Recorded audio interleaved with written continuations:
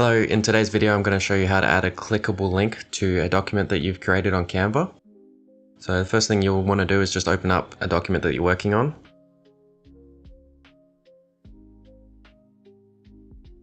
And I've got it pre-set out already, so all you need to do is put in the text that you want to link to.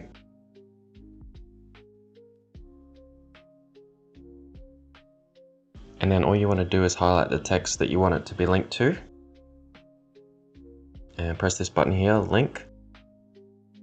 And then you just need to enter in the URL of where you want it to point to.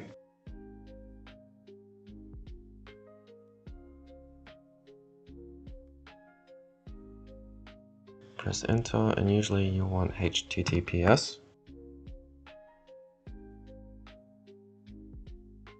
And then you can share it, download it, and download it as a PDF.